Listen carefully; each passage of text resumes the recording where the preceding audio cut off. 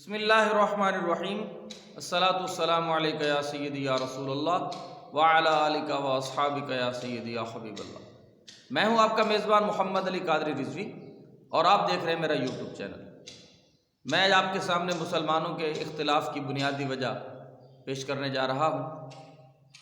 آج سے تقریباً 150 سال پہلے بیشتر عام مسلمان قرآنی علوم سے تھوڑے بہت آشنا ہونے کے باوجود بھی قرآن کو بذات خود صرف تلاوت کی حد تک پڑھتے تھے۔ قرآن کریم سے خود کچھ بھی اخذ کرتے ہوئے انہیں ہچکچاہٹ محسوس ہوتی تھی۔ یہ کام انہوں نے مستند علماء کے لیے چھوڑ رکھا تھا کہ قرآن پاک کو سمجھیں اور اس کے مطالب اور مسائل عام فہم زبان میں عوام تک پہنچائیں۔ اکثر جید علماء کرام بھی قرآن پاک کے ترجمہ اور تفسیر کرنے سے عام طور پہ اجتناب فرماتے تھے، اور قرآن کو سمجھنے اور سمجھانے کے لیے تقریباً 21 علوم، جن میں علم قرات ہے، صرف، نحو، معانی، بیان، بدیع، ادب، لغت، فلسفہ، حساب، جیومیٹری، فقہ، تفسیر، حدیث، علم کلام، جغرافیہ، تاریخ، تصوف، اصول وغیرہ پر مکمل دسترس حاصل کرنا ضروری خیال کرتے تھے۔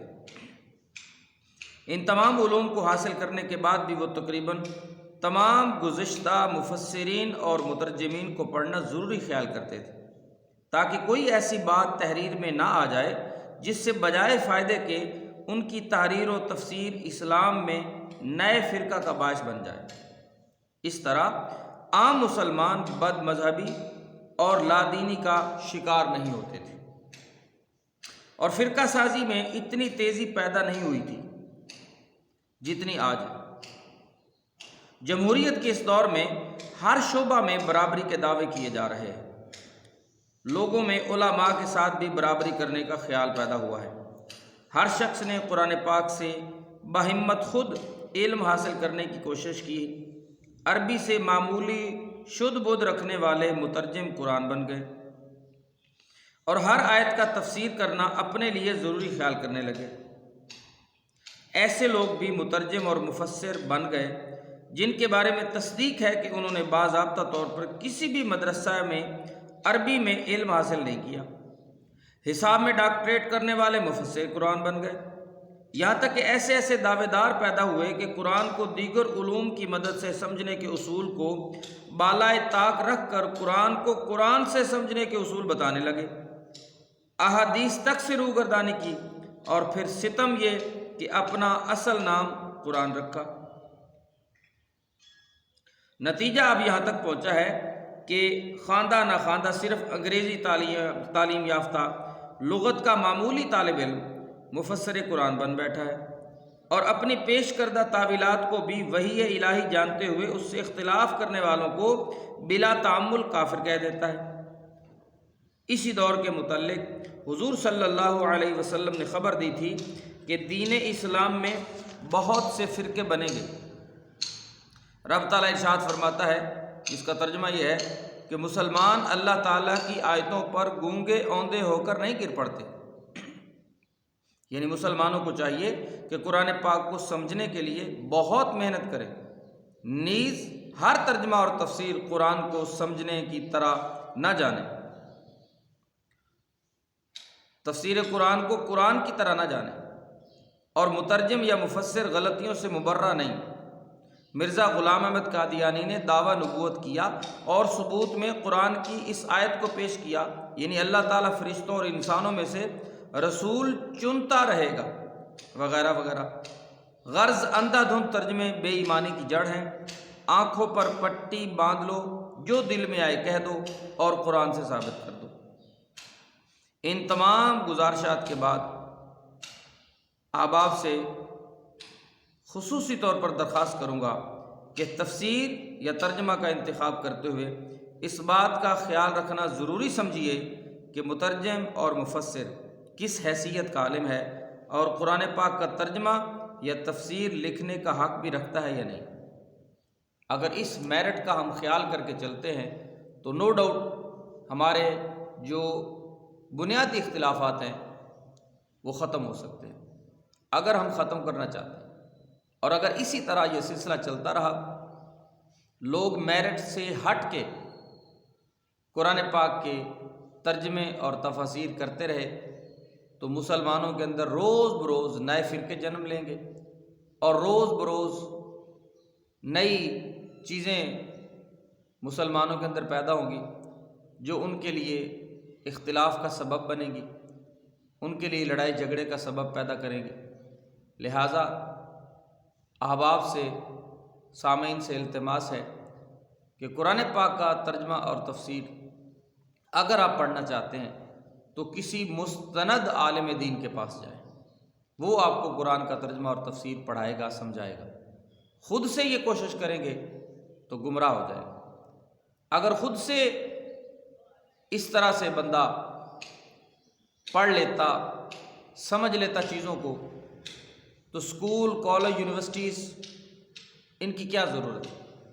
حکومت کا کروڑوں اربوں خربوں پیسہ تعلیم کے اوپر خرچ ہوتا ہے، بڑی بڑی بلڈنگز بنائی جاتی ہیں، بڑے بڑے ماہر اساتذہ ہائر کیے جاتے ہیں جن کی لاکھوں تنخواہ ہوتی ہے، 10 12 15 لاکھ تک تنخواہ والے اساتذہ بھی موجود ہوتے ہیں۔ تو کیا ضرورت ہے اسکول، کالج، یونیورسٹیاں بنانے کی؟ بندہ گھر میں بیٹھ کے سارا کچھ پڑھ لے، گھر میں ہی بندہ بیٹھا MBBS ڈاکٹر بن جائے، گھر میں بیٹھا بندہ کتابیں پڑھ کے انجینئر بن جائے، گھر میں بندہ کتابیں پڑھ کے بندہ پائلٹ بن جائے۔ جب یہ سارے کام گھر میں بیٹھ کے نہیں ہو سکتے تو دین گھر میں بیٹھ کے کیسے حاصل کر سکتا ہے بندہ؟ تو دین حاصل کرنے کے لیے، دین کو سمجھنے کے لیے بھی ہمیں مدارس کا رخ کرنا پڑے گا، علماء کی بارگاہ میں جانا پڑے گا۔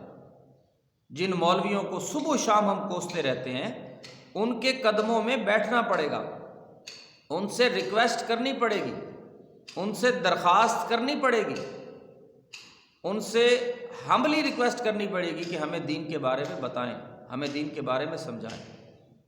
عوام کا عالم تو یہ ہے کہ انہیں اپنے آپ کو پاک کرنے کا بھی سنت طریقہ کیا ہے اس کا نہیں پتہ، اور جس چوک چوراہے میں بیٹھتے ہیں ان کی گفتگو کا جو موضوع ہوتا ہے وہ دین ہوتا ہے یا دیندار لوگ ہوتے ہیں، اور یہ بات کرتے ہوئے ہمیں نظر آتے ہیں کہ جی مولویوں نے دین کو بڑا مشکل بنا دیا، دین تو ہے ہی بڑا آسان۔ کس نے کہا آپ کو دین اتنا آسان ہے؟ میٹرک آسان ہے؟ اگر میٹرک کرنی آسان ہے تو پھر میٹرک ہر بندہ کر لے، لیکن ہر بندہ میٹرک نہیں کر سکتا۔ اب جب سالانہ رزلٹ آتا ہے آپ دیکھیں ہزاروں لاکھوں کی تعداد میں اسٹوڈنٹ جو ہیں وہ فیل ہو جاتے ہیں۔ اگر میٹرک اتنی آسان ہے تو ہر بندہ میٹرک کر لے، FSC اگر اتنی آسان ہے تو ہر بندہ FSC کر لے، BSc کر لے، MSc کر لے۔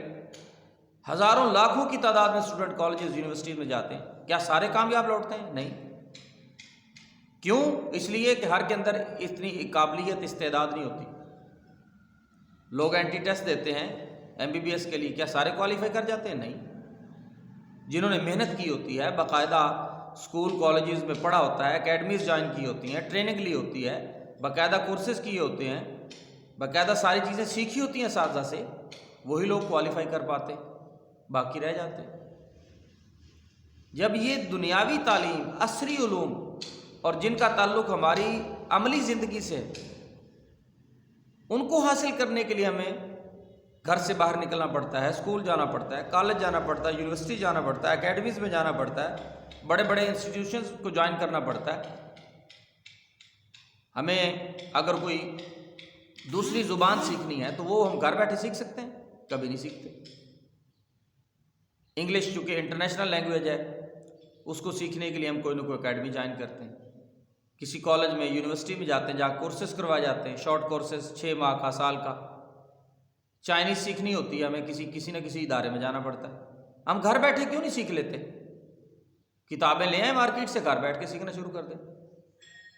جب زندگی کے سارے معاملات میں ہم اتنے کانشیس ہیں کہ ہم اچھے ادارے جوائن کرتے ہیں، اچھے استاد کو جوائن کرتے ہیں، ماہر تعلیم کے پاس جاتے ہیں، اس فن کو جو ماہر ہوتا ہے اس کے پاس جاتے ہیں، لیکن دین کے ساتھ اتنا بڑا ظلم ہم کر رہے ہیں کہ دین سیکھنے کے لیے اتنی زحمت بھی گوارا نہیں کرتے کہ ہم علماء کے پاس جائیں، دیندار لوگوں کے پاس جائیں، جنہوں نے اپنی زندگیاں گزار دی ہیں دین کو پڑھتے اور پڑھاتے ہوئے۔ پتہ ہے نہیں کہ درس نظامی کیا چیز ہے، عالم کون ہوتا ہے، مفتی کون ہوتا ہے، شیخ الحدیث کون ہوتا ہے، شیخ القرآن کون ہوتا ہے، اور صبح و شام تبصرے ہو رہے ہوتے ہیں، صبح و شام چغلی ہو رہی، غیبت ہو رہی، صبح و شام جناب جی کامنٹس پاس کیے جا رہے ہیں علماء کے بارے میں۔ تو یہ جو ہمارا مزاج بن گیا ہے، یہ مزاج بڑا خطرناک ہے۔ لہٰذا عوام سے مؤدبانہ گزارش ہے کہ خدا را دین کو اگر سیکھنا ہے تو آپ کو علماء کے پاس جانا پڑے گا، دین کو اگر پڑھنا ہے تو آپ کو علماء کے پاس جانا پڑے گا، دینداروں سے دین سیکھیں گے۔ اللہ کی بارگاہ میں دعا کرتے ہیں اللہ تعالیٰ ہم سب کو عمل کی توفیق عطا فرمائے۔